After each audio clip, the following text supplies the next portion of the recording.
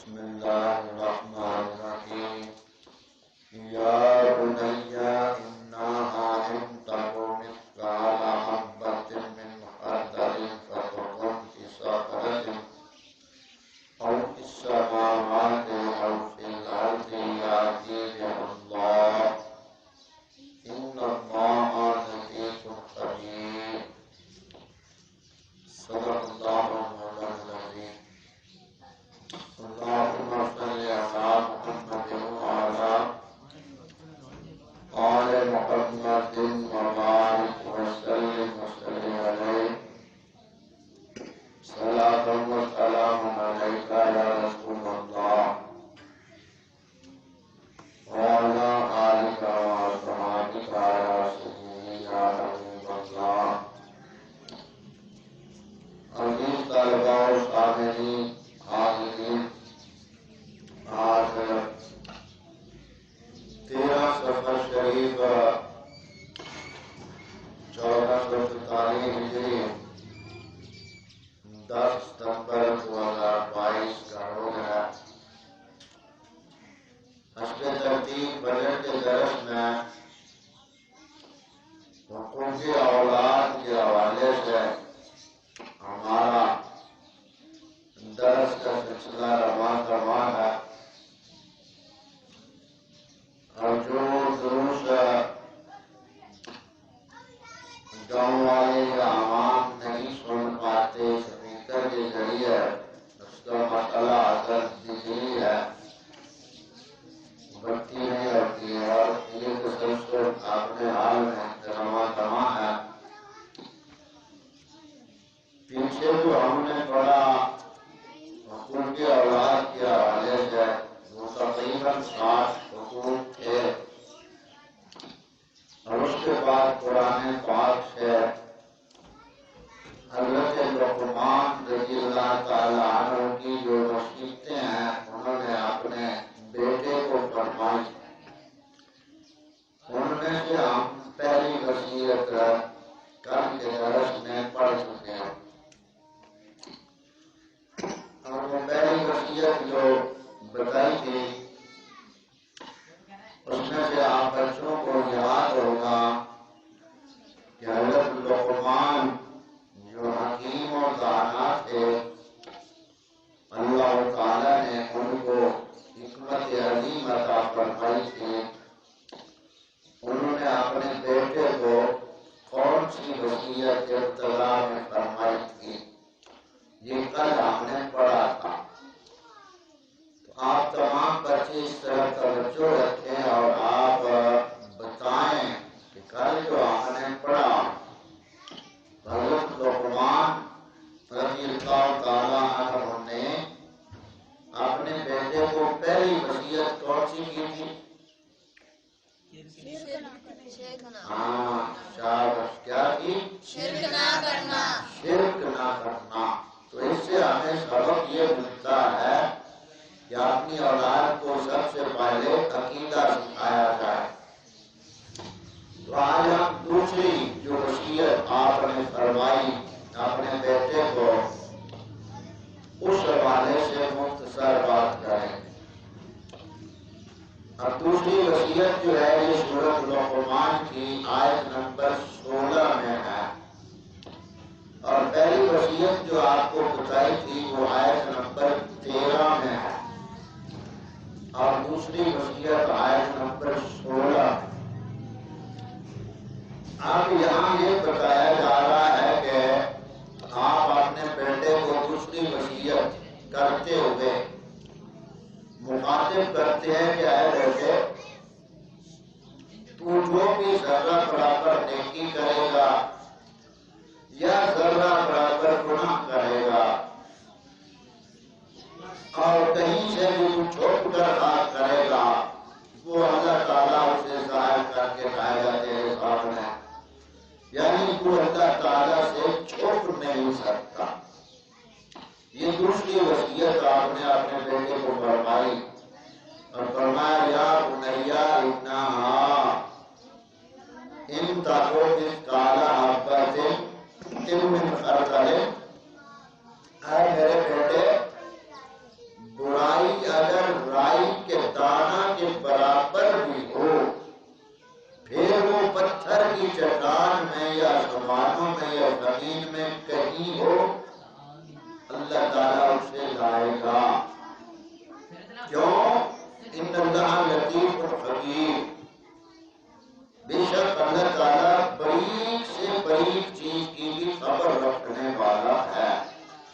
تو وہ یہاں ایک تقوی کا اشارہ کیا اپنے بیٹے کی طرف کہ بیٹا اللہ سے ڈرتے رہنا، تو اگر ذرا برابر برائی بھی کرے گا، تو چھپ کر جتنا بھی کرے گا، اللہ تعالیٰ کے سامنے وہ پوشیدہ نہیں ہے، اللہ تعالیٰ اسے دیکھ رہا ہے۔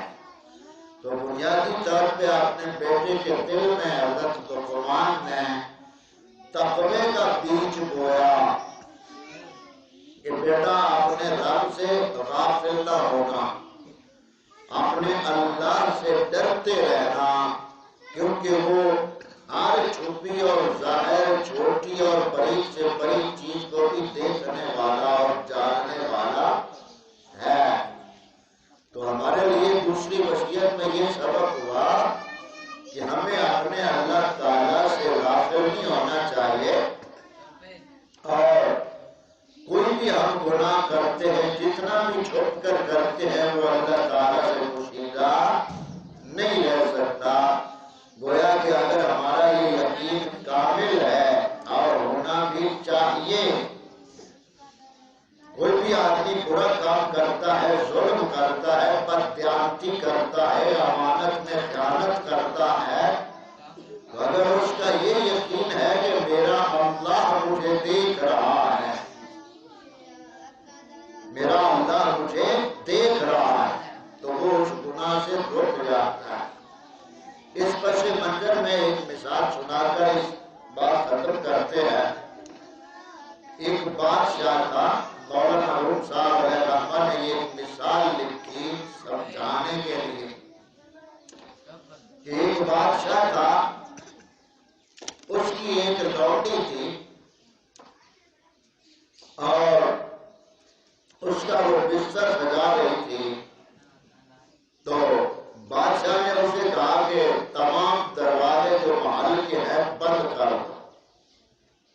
اب اس سے وہ ارتکاب کرنا چاہتا تھا برائی کا، تو وہ جو عورت تھی اس نے سارے دروازے بند کر دیے۔ اب بادشاہ جب اس کے قریب ہونے لگا تو وہ خوف سے ڈرنے لگی، کپکپانے لگی۔ تو بادشاہ نے اسے پوچھا تو نے سب دروازے بند کر دیے؟ تو اس نے کہا ہاں میں نے سب دروازے بند کر دیے، لیکن ایک دروازہ میں بند نہیں کر سکی۔ بادشاہ نے کہا وہ کون سا دروازہ؟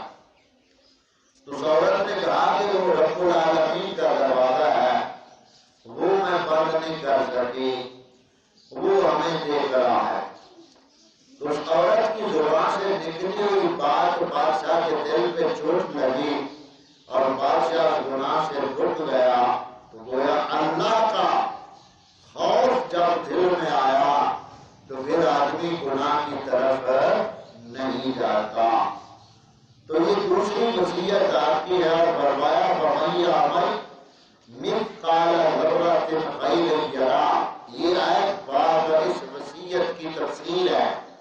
یہ جو دوسری وصیت آپ نے فرمائی نا، مثقال حبۃ من خردل، کہ اگر تو ذرہ برابر بھی نیکی کرے گا یا برائی کرے گا، چٹان میں بھی خاک کیوں نہ ہو یا جتنی چھپی ہو، اللہ تعالیٰ اسے لے کر آئے گا سامنے، یا ظاہر کرے گا۔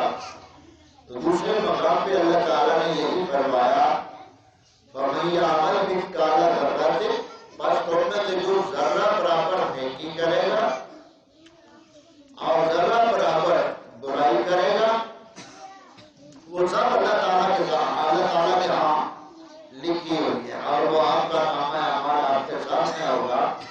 تو اس وصیت سے گویا ہمیں یہ بات سمجھ آئی کہ ہمیں ہر حال میں اللہ تعالیٰ کا خوف رکھنا چاہیے، اور جو بھی عمل ہم کرتے ہیں وہ دکھاوے کے لیے نہ کرے، محض اللہ تعالیٰ کی رضا کے لیے وہ عمل ہو، تو اللہ تعالیٰ پھر اس عمل کی اچھی جگہ دے گا۔ یعنی کہتے ہیں نا نیکی کر دریا میں ڈال، نیکی کا ڈھڈورا نہیں پیٹنا چاہیے۔ اور جو نیکی آدمی انفرادی کرتا ہے یعنی اکیلا نیکی کرتا ہے، اس کو ظاہر نہیں کرنا چاہیے، وہ چھپ کر ہی کرنی چاہیے۔ ہوتی ہے اجتماعی نیکی، ایک انفرادی ہوتی ہے، انفرادی اکیلا آدمی نیکی کرتا ہے، اجتماعی ہوتی ہے کہ لوگوں کو بھی اس نیکی کی طرف راغب کرنے کے لیے آدمی نیکی میں پہل کرتا ہے، تو یہ بھی جائز ہے اور بہت اچھا کام ہے۔ مثال کے طور پہ ابھی اللہ تعالیٰ کا گھر ہے، یہ سب کا حصہ ہے، اس میں ایک آدمی اس میں کام کے لیے یا خدمت کے لیے پہل کرتا ہے، دکھا کر ہی پہل کرے تو اس کا یہ دکھا کر خدمت کرنا دکھاوا نہیں ہوگا، بلکہ لوگوں کو اس نیکی کی طرف راغب کرنا ہوگا۔ اسی طرح دین کے معاملے میں آدمی کوئی پہل کرتا ہے تو وہ لوگوں کی رغبت کے لیے ہوتا ہے، تو وہ دکھاوے میں شمار نہیں ہوگی، تو یہ نیکی کی طرف راغب کرنا ہوتا ہے۔ تو انفرادی نیکی جو ہوتی ہے اسے چاہیے کہ آدمی جتنی کوشش کرے وہ چھپا کر کرے، لیکن جو بھی ظاہر نیکی کرے گا یا چھپ کر کرے گا وہ ہر حال میں اللہ تعالیٰ اس کو حشر والے دن اس کے سامنے لا کھڑا کرے گا، ظاہر فرما دے گا۔ تو یہ دوسری وصیت آج ہم نے قرآن پاک سے حضرت لقمان نے جو اپنے بیٹے کو یہ نصیحتیں فرمائی ہیں، پہلی شرک کے حوالے سے اور دوسری خوف خدا کے حوالے سے، تو یہ 5 نصیحتیں ٹوٹل ہیں جو آپ نے اپنے بیٹے کو فرمائی ہیں۔ تو آج ہم نے یہ دوسری نصیحت کو سیکھا سمجھا، تو یہاں سے جو والدین ہیں اور بالخصوص جو والد ہوتے ہیں ان کے لیے لمحہ فکریہ ہے کہ اپنے بچوں کے بارے میں وہ کیسی سوچ رکھتے ہیں، کیسا اخلاق رکھتے ہیں اور کیسی ان کے لیے وہ کوشش کرتے ہیں۔ تو جہاں تک والد کی بات ہے، والد ایک مہربان باپ ہوتا ہے، والد مہربان باپ ہوتا ہے، اور جب والد اولاد پر مہربانی کرتا ہے تو نتیجہ تک پھر اولاد بھی اس کے کہنے پر چلتی ہے اور اس کی ہاں میں ہاں ملاتی ہے۔ تو جو یہ ابے ہیں نا، ابے، ان کو غور و فکر کرنا چاہیے کہ وہ اپنی اولادوں سے مخاطب کس طرح ہوتے ہیں۔ ابا اگر مخاطب اچھے لفظوں میں ہوگا تو بیٹا بات بھی مانے گا اور ادب بھی کرے گا، اور باپ نے ہی مخاطب ہونے کی ابتدا ہی غلط کر دی، جبکہ اولاد اب مد مقابل جوان ہو چکی، اولاد بلوغت کو پہنچ گئی، تو اب ابوں کو بھی اپنا لہجہ جو ہے وہ بدل لینا چاہیے۔